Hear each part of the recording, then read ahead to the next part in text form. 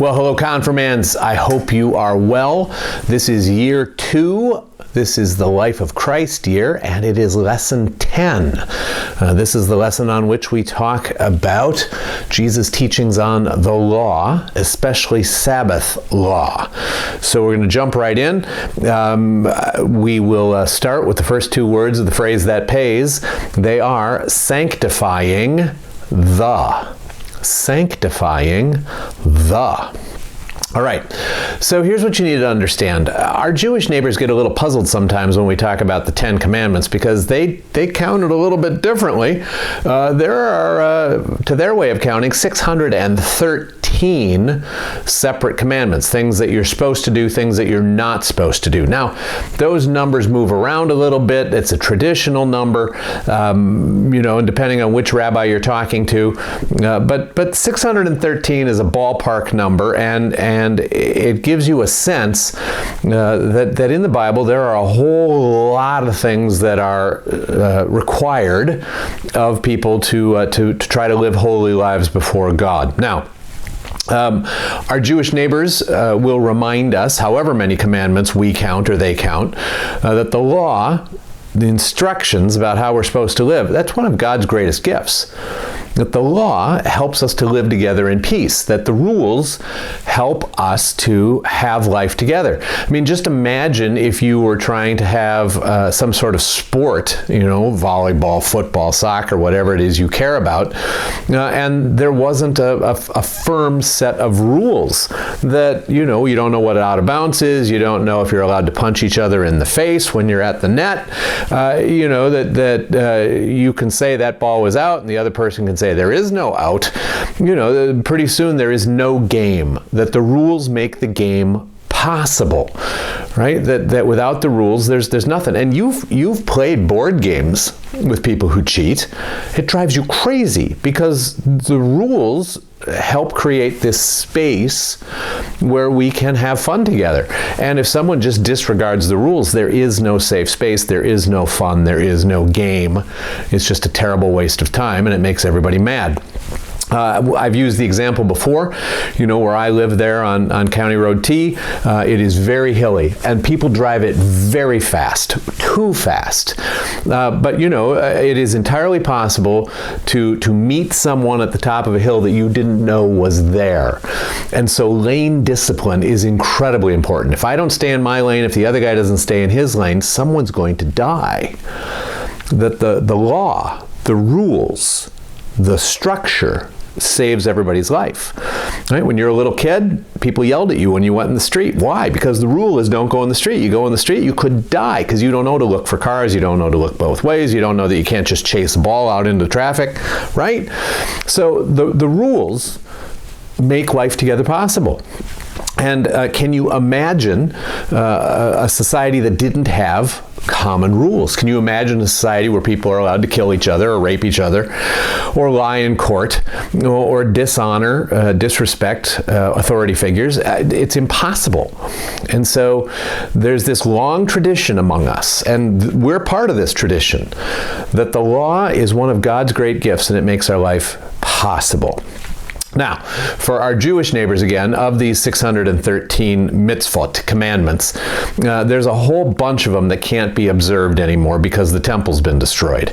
So, a whole bunch of them are off the table, and a whole bunch more are off the table unless you're in Israel. But, and again, these numbers change. Our Jewish neighbors think that there's something like 77 positive commandments, things that you must do, and about 194 negative commandments, things that you must not do, and that you've got some work to do in order to be a holy person, in order to be a good person, in order to be the person that God wants you to be. So that's Judaism, and the reason we're starting there is because Jesus was a Jewish rabbi. right? Jesus was a Jew. He was talking to Jews. His disciples were all Jews.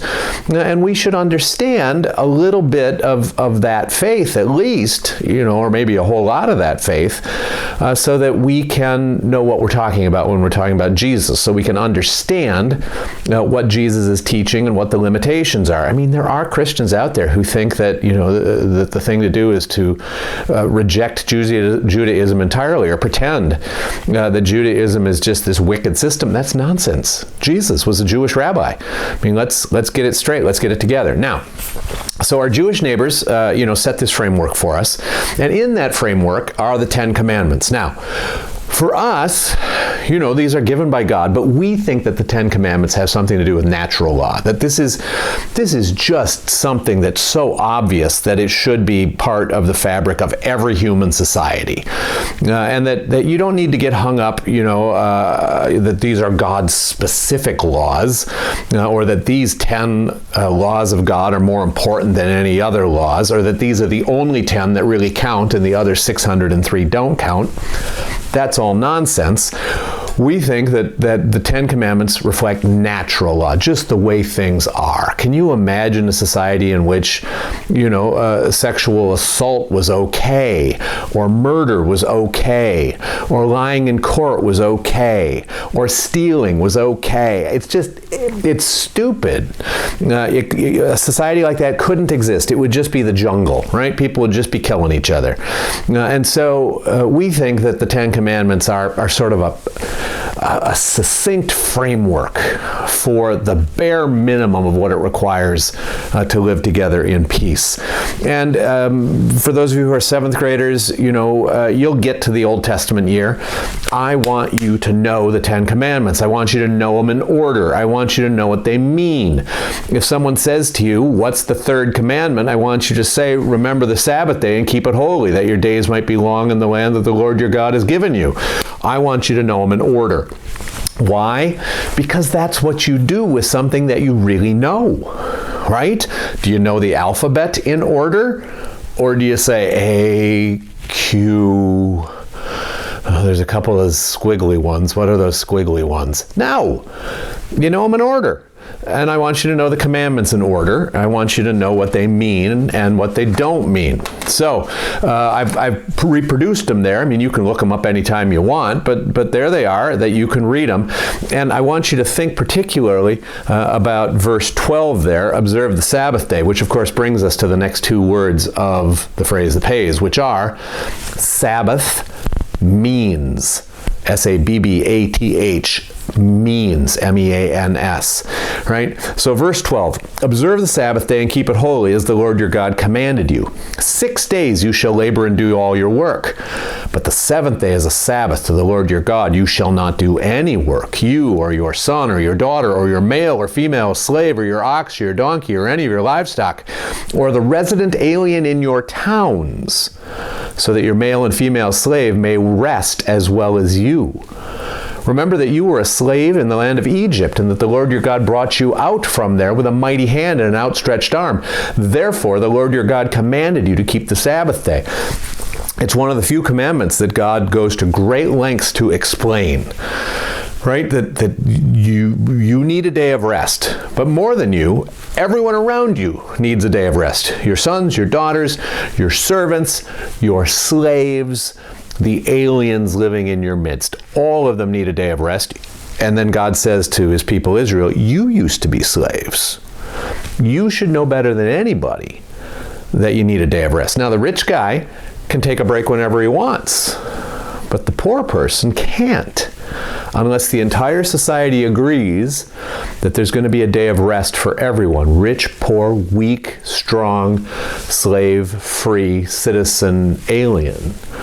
So that's part of what Sabbath is. And when Jesus talks about what is and isn't proper observances of Sabbath, I want you to keep straight that Jesus remembers what Sabbath is for, who it's for, and what it means to keep the Sabbath day well, remembering that Israel had had its time of slavery and suffering. All right? So there's lots of things that we could talk about with the commandments. You're welcome to ask those questions, but again, 7th graders, we got a whole year coming up on it, and 8th and 9th graders, you better remember some of this stuff. All right.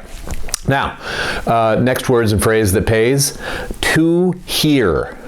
To, T-O, not T-W-O, not T-O-O, T-O, hear, H-E-A-R, the thing you do with your ears. Some people think that Jesus doesn't care about the rules. Jesus was a Jewish rabbi. Of course he cared about the rules. The Pharisees looked at him, his enemies looked at him, and they saw him as a rabbi. They knew that he cared about the rules. They had lots of fights with him about what exactly it meant to keep the rules. But if you're going to have a fight about what it means to keep the rules, you must agree that the rules are there to fight about, right? So Jesus says really clearly in Matthew's Gospel, chapter 5, do not think that I've come to abolish the law or the prophets. I have come not to abolish, but to fulfill. And then he goes on to say that no part of the law is going to pass away, and that any one of us who tells other people they don't have to obey the law is going to be the very least in the kingdom of heaven. But those of us who try to keep the law of God, as Jesus instructs us, as Jesus kept it, will be great in the kingdom of heaven. So there's stuff that you're supposed to do, which shouldn't be a surprise. Do you have stuff you're supposed to do in your family? Do you have chores? Yes. If you get a job, is your boss going to tell you what you should and shouldn't do? Yes. If you're on a team, does your coach tell you what the play is? Are you expected to do what the coach says, or you get benched or kicked off the team? Yes. In our society, there are laws, there are rules, there are things that you can do and things that you can't do. Why would it surprise anybody that to be a Christian, there's stuff that you can do and stuff that you can't do? You shouldn't spend 1 second in a church that tells you that the law doesn't apply to you anymore. The question is, how does the law apply? But technically, the heresy that the law doesn't touch you anymore is called antinomianism, and it has been rejected everywhere throughout the centuries. Just run away from it. So, next 2 words, phrase that pays, God's Word. God's Word, G-O-D''S. Now, one more thing that you need to understand before we start thinking about Jesus' specific teachings about the law, especially Sabbath law. Lutherans have an understanding of what the purpose of the law is. Why did God give us law? We talked about what the Jewish understanding was a little bit. I mean, if you have Jewish friends or family, they're going to be horrified by the summary I just did, because this is something that our Jewish neighbors talk about and think about and wonder about and fight about and argue about, because it's really important, and for me to put it in, whatever that was, 3 minutes is craziness. But, we Lutherans, we also have long-standing conversations about what the purpose of the law is. Stuff that God tells us to do and stuff that God tells us not to do. We think, like our Jewish neighbors, the first use of the law is that God has told us, what we need to know to live together. Luther said that the first use was so the prince or the king would know what kind of laws to pass so that we would have an orderly society, a productive society. So, what to do, what not to do, how to live together in peace. We totally agree with that. The second use of the law, though, is that there are some laws that seem beyond us. Not just seem beyond us, they are beyond us, that we will never, ever, ever, ever, ever live up to the law, right? The one example is, that if a man looks at a woman with lust in his heart, he's already committed adultery with her. That's every man that's ever drawn breath, right? Another commandment is be holy as the Lord your God is holy, right? Be perfect. There's no way you can do those things. right? When Luther talks in the Small Catechism about what it means to keep the commandments, what it means to have no other God before God, what it means to not bear false witness against your neighbor, I mean, what it means to not steal or to not kill. Not killing, to not kill means that you have to protect the lives of everyone everywhere, right? If anyone's hungry, you have to feed them. If anyone is in a war, you have to be working to protect them and for justice. None of us can live up to any of this. And so the law, God's commandments, push us to our knees. They remind us that we are not holy people. They remind us that we are broken people, that we are bound people, and that we need Jesus to rescue us, that we are not the good ones, and that we need a Redeemer or we're not going to make it. We need a Savior or we're not going to make it. So we think that if you listen to the law, if you take seriously the law of God, the commandments of God, stuff you're not supposed to do and stuff you're supposed to do, it's going to just destroy any pride that you have, and you're going to become a very humble person. It's going to keep you from doing any scorekeeping or comparing. I'm better than you, you're better than me, we're both better than that person, because it doesn't make any sense, right? I mean, you know the Roadrunner cartoons? Right? Sometimes the coyote gets 4 steps out into the air off the cliff before he falls into the cliff, and sometimes he gets almost all the way across the ravine before he falls into the ravine and goes poof at the bottom. Is it a great success to get halfway across the ravine before you fall to your death? Or 4 steps, is that much worse? It's irrelevant. Both times he falls, right? And we think that, it's just dumb for us to compare ourselves to one another. Maybe you're doing a little bit better than I am. And that certainly matters in our life together in the world, that you're controlling your anger better than I am. It certainly matters in our life together in the world that I'm controlling my use of chemicals, alcohol, drugs more than someone else, right? Or that neither one of us is being violent. It matters like crazy in the world. But before God, do we have these violent impulses? Do we have these angry impulses? So, I get halfway across before I fall, you get 4 steps. It doesn't matter. So there's no scorekeeping, there's no competing, there's only gratitude that God has rescued us, right? And that we remember that we're always saved by grace alone, that we never deserve it. That we got this list of commandments of God that show us that we're a mess, that we don't do what we're supposed to do, and we do the things that we're not supposed to do. So, we're a mess. There's a third use to the law that Lutherans fight about. It's disputed among us. Is the law given to us so that the baptized can get better and better and better? There are really good arguments both ways on that. I think it's supposed to be a puzzle. I think that we're not supposed to solve that, that both sides of the argument are there to teach us something. And we can talk about that if you care about that. Okay, the next 2 words, and to. Now, I'm not going to go through all of these stories. I want you to read them. It's 3 pages. It will take you, 7 minutes, 8 minutes? It's not the end of the world. But what I've done is I've listed for you a bunch of stories about Jesus thinking about this Sabbath law, what it means that you are required to have Sabbath rest. And not just you, but your sons and your daughters, your employees, your animals, your slaves, and the alien who lives in your midst, right? What does it mean that you're not supposed to do any work? Now, there were some Jews in Jesus' time that tried to build up a fence of rules around the Sabbath. Things that you could do and things that you couldn't. And every situation had a rule, right? So you couldn't cook anything on the Sabbath. You could eat something that you cooked the day before. You couldn't, if you were a doctor, you couldn't heal someone on the Sabbath. If they were in danger of dying, you could stabilize them, but you couldn't make them better. So you could put a bandage on someone's ear, but not a medicated bandage on someone's ear. There were rules about how far you could walk, what you could carry.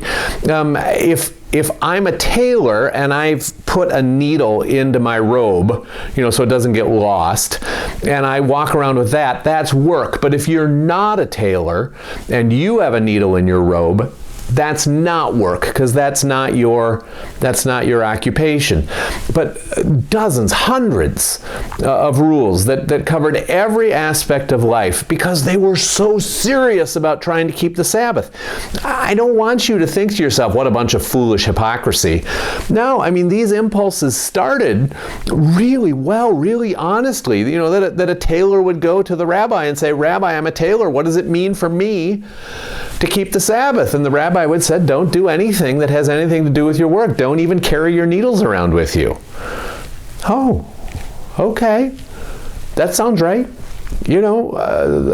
Probably in almost every case would be a housewife. "Rabbi, I love cooking for my family, but it is work." And the rabbi would say, "Don't cook for your family on the Sabbath. Cook the day before. You can all serve yourself. You can eat on the Sabbath, but for you who spend your life cooking, you ought not cook on the Sabbath." So, this thicket of rules started and in some places was carried on with the best of intentions. But by the time Jesus got there, he thought that people had forgotten what Sabbath was for. Right, so our first story, and the next words in the phrase that pays, "and to," right? T-O, and to, is about a time where Jesus' disciples were walking through a grain field, and they were grabbing some grain, and they were rubbing the chaff off of it and eating grain as they walked through this field. Now you may say, isn't that stealing? We can cover that if you want. It's fine culturally. There's no problem there. But to some of Jesus' opponents, it looked like the disciples were working, that they were harvesting grain. And Jesus says, you've completely lost your minds, right? The human beings weren't made by God to keep this set of rules that you've put up. The Sabbath was made for humankind. It was made to serve humankind, like we talked about at the beginning, that everybody needs a rest. Animals, slaves, aliens, everyone needs a rest. That's the purpose of the Sabbath. What my disciples are doing as they walk, having some grain, that doesn't violate the Sabbath at all. And then he claimed that he was the Lord of the Sabbath, right? Which is an interesting thing to claim. This law you're fighting about, let me tell you how I know that I have it right and you have it wrong, because I was part of making that law. I was part of giving you that law. It's a huge claim that Jesus makes. The next word, excuse me, the next word is assist. Just assist. There's a whole bunch of stories about Jesus healing on the Sabbath. And again, I want you to read them. I want you to know them. And I'm just going to point out a few things to you because we're already going kind of long here, right? So there's a story about Jesus healing a guy who had been lying by a pool. This pool was thought to be magical, that every once in a while an angel would stir the waters, and if you were the first person to get into the water, you'd be healed. I don't know if that's true or not, but that was the belief, right? And Jesus sees him laying there. He's been there 38 years. We're on the Sabbath, and Jesus says to him, "Hey, stand up, take up your mat, and walk." Right? And the guy does it. He's cured. And some Pharisees see him carrying his mat. That's clearly work, right? And they say, "What are you doing carrying a mat on the Sabbath? That's not lawful." But he says, "Look, the guy that fixed my body, I have been unable to walk for 38 years. The guy that fixed my body told me to carry the mat. I'm going to go with him, not with you." Right? The Pharisees track Jesus down. They figure out who's done this. They land on him, like a ton of bricks, because he's telling people to break the law, and he, in their view, is breaking the law by healing on the Sabbath. And they ask him for his explanation. He says, "My Father's working, and so am I." God's at work today, and so I'm at work today. And they take from that he's made himself equal to God. And Jesus doesn't say, no, that's crazy. I would never, ever say that. Again, we got some high-level stuff going here. How does Jesus know what's allowed and not allowed on the Sabbath? Well, he tends to think, or seems to think, that he's equal to God. There was a day in the synagogue, that's Jewish church, in Capernaum, where someone with an evil spirit was squawking and hopping and making noise in the service and yelling out who Jesus was, and Jesus just healed him. Right? Told the spirit to get out of him, healed him right there in church, and the people who were there in synagogue they blew their minds. What's going on here? We got a new teaching. It's got authority. He even commands unclean spirits, and they come out of him, and his fame spread everywhere, right? He did that on the Sabbath. Later on that same day, he went to Peter's house, and he heard that Peter's mother was sick. And remember, I told you, you're not supposed to cure someone. Jesus thought that was nonsense, right? He went to her immediately. He took her by the hand. He lifted her up. The illness left her, and she was able to begin to serve them. Isn't that interesting? That both he healed her and she is serving on the Sabbath. And Jesus seems to think that that's cool. Next word of the phrase that pays, your, Y-O-U-R. All right. On another time, Jesus went to synagogue, and there was a guy there with a deformed hand.